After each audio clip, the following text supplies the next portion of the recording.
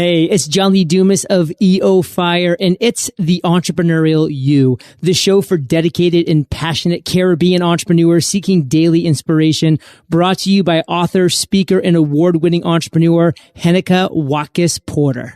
You must be prepared to ignite.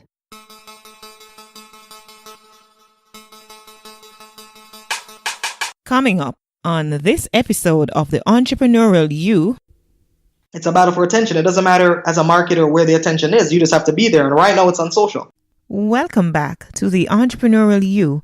I'm your host, Heneka Watkis-Porter. My guest today is a passionate entrepreneur, motivational speaker, and a consultant who helps firms build brand equity and create wealth through his firm, Digita Global Marketing. When he isn't doing all things digital marketing, he channels his passion for personal development and motivation under the umbrella of his other company, Acume International. Veteran journalist and deputy CEO of Jamaica Information Service, Ian Boyne, calls him a first-rate presenter, having a wealth of information and mastery over same.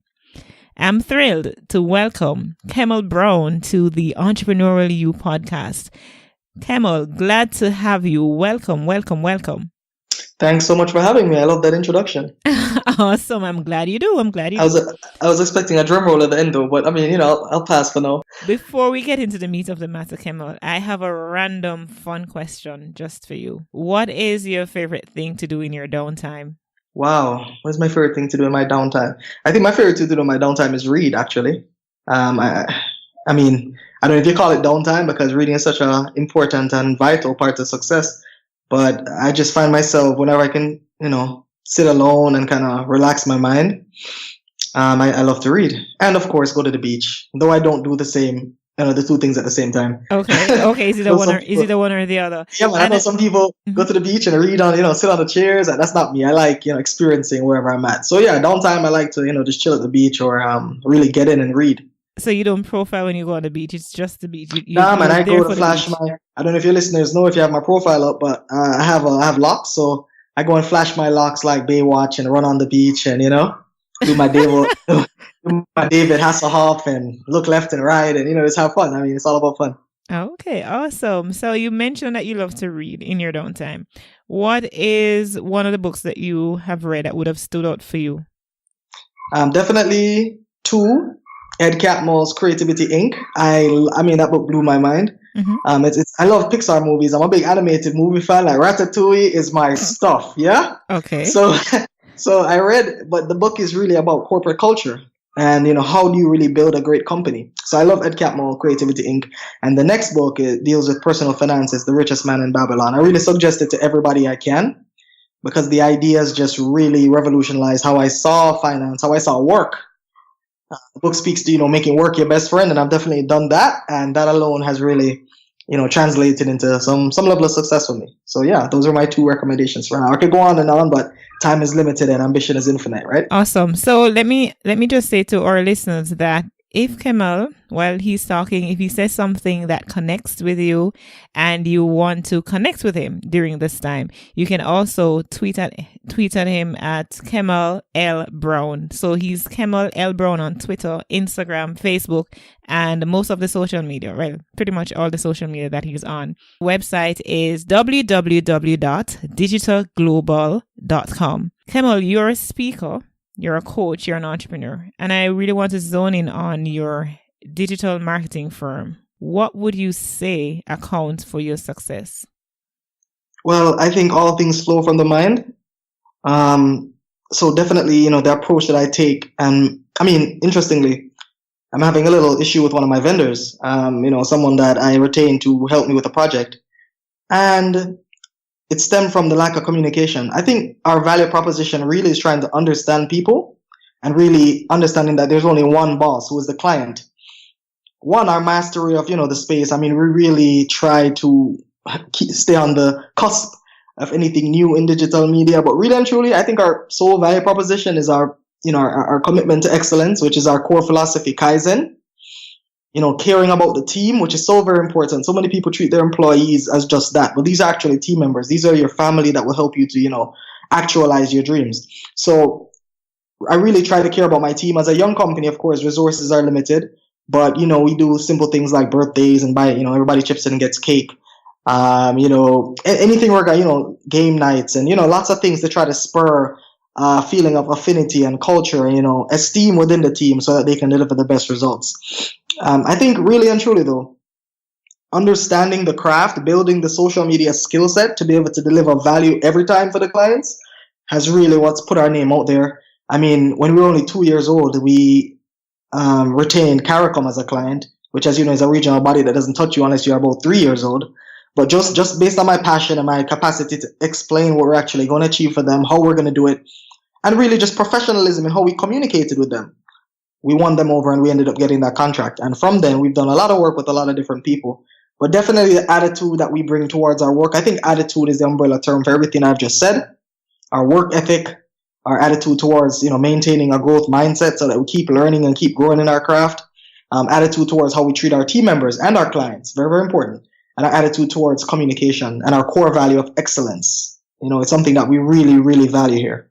So I'm hearing you, and I really want to zone in a little more on what you just said about, being so customer-centric, customer-focused. How important do you think that is for the growth of any business, not to focus on what it is that you want as a company to accomplish, but what it is that your client, your customer really needs? Yeah. I was listening to a YouTube video and it spoke to, as a CEO, as a young CEO, or even as any CEO, being able to temper your ego. You see, a lot of businesses, and I find this, they treat the client as if, they're entitled to do business with them. Like, you have to do business with me on the basis that, I am me and whatever it is, right? And that's not true. Customers have many choices. This is why customer service is so important. Customers have many choices and places that they can spend their money with that can deliver similar results to you. You might say you're a little bit better or maybe a little bit worse. The real delineator is how you treat the customer. I think it's the most important thing in business because the customer pays the bills. I've had many times when, maybe a customer was disgruntled or certain things that happened that they might not have been pleased with. And my team members want to respond a certain way. And I said, hold on one second here. Hold on one second. Who pays the bills here? Who enables you to, have a salary? And it's not to say that we, take disrespect and just, sweep it under the carpet. But at all times, we have to maintain professionalism when you're speaking to somebody, when you're relating to them. Make it clear that you understand their grievances. Make it clear that you're working, as swiftly as possible to correct it, and really show them that you care. I think that's the number one word. You really have to care. You can't see these people as money. I tell my clients all the time, just because you're not paying us to do something doesn't mean we won't do it. We probably won't do it every time. But there are a lot of fringe benefits with working with my company because we really want to help you succeed. It's not money to me. Money is good for, paying the bills and taking care of yourself and, buying the boat in a couple of years. You can come take a stroll with me, Heneka. Yeah. Sure. But it's really, just being able to help someone with their business, seeing their business grow, seeing them get the results, that brings a smile to my face. It warms my heart when I know that my company is actually having a tangible impact. Yeah. And the customer is the only way you do that. People have to believe in you. Belief is so important because starting, my company is 6 months old, right? 6 months. Or 7 now, yeah? Mm-hmm. We started with $0. We didn't get any venture capitalist money. I didn't even invest any, heavy capital into the company. Coming from being a lecturer and other things, I started Digita with the mindset that I wanted to elevate the domestic and regional design, space and just, show the power of social media, show the power of digital media for driving sales, augmenting perception about your brand and a lot of other goals, yeah? And the very first thing that the first check that I actually got started the company. So I never went the route of trying to find money. I was like, well, if my skills, because I was only employee at one point, clearly, if my skills can build something great and I can treat people in such a way that they want to do business with me, because recurring clients are the most important, not, getting one big deal once. You don't scale off of getting big deals here and there. You scale off, return customers. So treating those people. So, one of the very first things I did, I set up, I try to get everybody's birthdays, all the clients' birthdays. I had my graphic designer do a bespoke card, a thank you card for doing business with us. Mm-hmm. We set up our MailChimp so that we would mine data about, like their kids, their kids' birthdays, their favorite colors, like try to get information and insights on them to show that we were, we cared beyond just getting your money and delivering the service. Buying little tokens at Christmas. I mean, it's not like we're capital heavy, right? But small tokens, just showing consideration. I mean, one of my clients recently from CARICOM, he recently, he fell at the airport and like really hurt his back. And, I constantly check up on him, not because I have to, not because I want his money, but because we care. And when you go the extra mile with your clients, when you really show them that, it goes beyond this. And I always like to say at the beginning of my meetings, and your listeners can use this one, right? It's like a killer. They always love it. It goes, I'm not trying to close deals. I'm trying to open relationships. Awesome. And that, and that one, there was like, well, that's pretty nice, Yeah, awesome. And it always changes the spectrum in such a way that they see that I'm not just there for the money. I mean, really and truly, I have to temper myself sometimes because I'd go beyond, like so far for my clients. I'd want to give them everything and never charge them extra. And I have to like kind of pull myself back sometimes and say, hey, you're kind of putting more work on the team, so you kind of have to be compensated. But really and truly, it's about helping people. Kemal, you've mentioned quite a lot, right? I hear you talk about bootstrapping. I hear you talking about relationships. And for me, I've been in business a couple of years myself. And I recognize that, business is more relationship than it really is business. And so I want our listeners to take that away and also take away, when you're just starting, you really need to bootstrap. You really need to be looking on every single dollar that you're spending and question, do I have to make that spend? And if you don't have to make that spend, then don't do it. Right? Precisely. Couple decades ago. We didn't get company t-shirts till like a month ago. It's just not, what do you need? You need employees. You need to be able to pay your staff. I'm happy to say I've never paid my team members late. Never. Awesome. Not once. Awesome. And just a few decades ago, right? Traditional media was a thing. Nobody would have thought that digital media would have become so prevalent. Now, I want you to take us through what you believe are the future of digital marketing and what is it that you're offering, what you think the future of digital marketing is. Is it replacing traditional media? Well, I think there's a dynamic interplay happening, right? And you have to assess digital media looking at the adoption curve and looking at the generational groupings, because generations take in information differently. But digital media really represents change. So the internet came along, and the internet, had this set of computers somewhere networked together and stored all the information on the internet, created nodes and search, blocks such as Google that you can use to find respective information. But the internet, all these websites are kind of disconnected, yeah?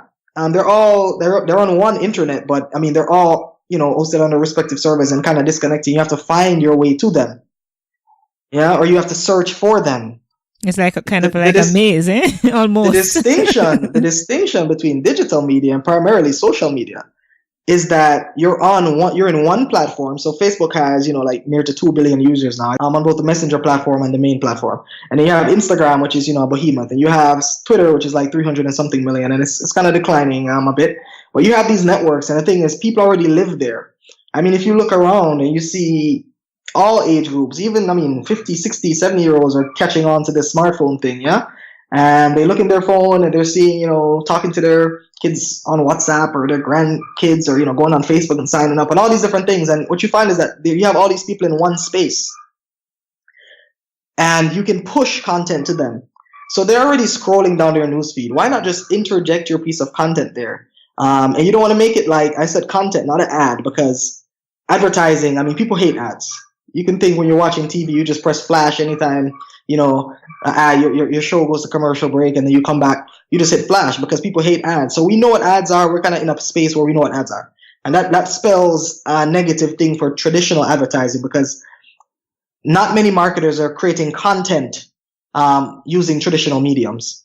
They're just creating 2-minute, 30-second blocks, of advertising that they try to push in between something and try to get your attention for those seconds. But the problem is we have 7-second attention spans. We have goldfish attention spans now because of smartphones.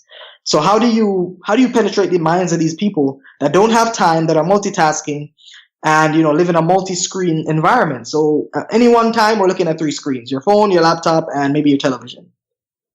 The problem with the Nielsen box is it can't track if you're watching it. It just tracks when it's on.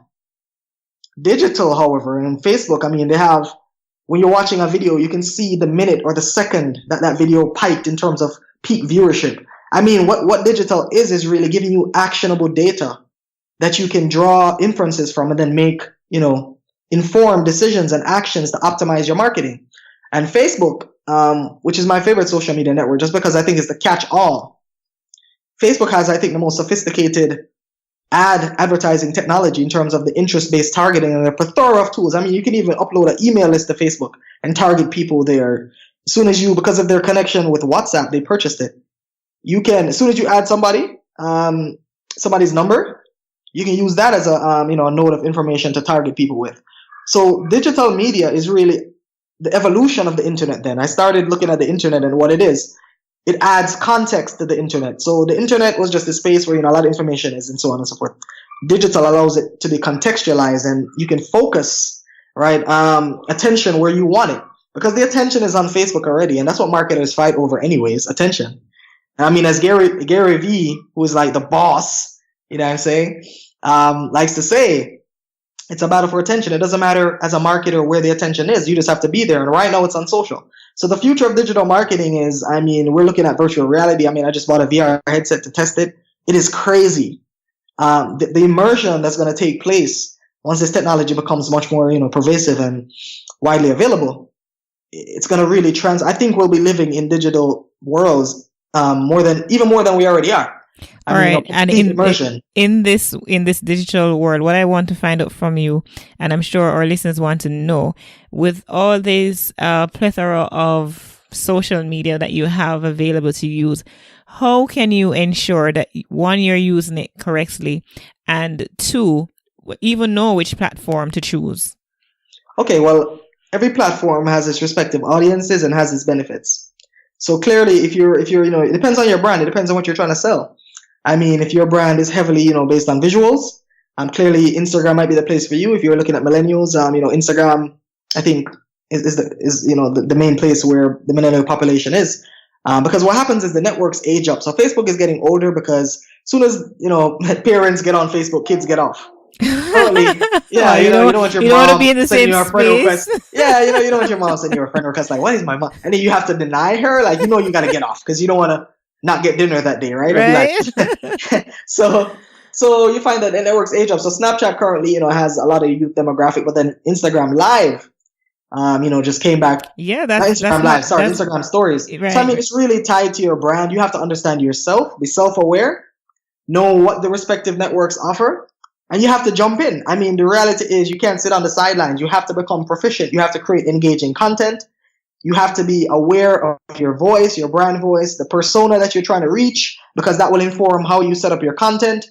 And create your content calendar. There's a lot of pragmatic steps. I have blogs on the website that can actually help your listeners kind of understand certain things. Even if they need to hire a social media manager, we have blogs on what the ideal manager looks like and so on and so forth.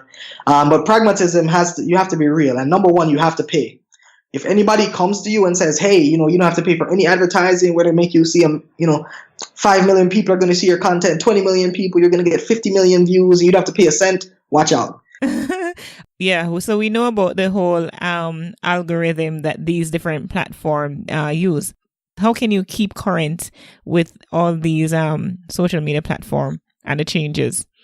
The main thing I said is, in the beginning, you have to have a growth mindset to be in this industry. Just the other day, Facebook reduced its organic reach once again. Now, organic reach is non-paid reach, meaning when you post something, how much of your audience actually has the potential to see the post. Yeah, that's organic reach. They recently reduced that. Currently, I think if you have over 100,000 fans, you're getting a 2% organic reach, meaning only 2,000, if my math is correct, people will see that post. So you have to put paid advertising to ensure that, you have to pay to play. There's no short answer. You have to create engaging content clearly, and you can have, spontaneous wins like the Chewbacca lady that was unintentional. I'm not sure if you saw that video.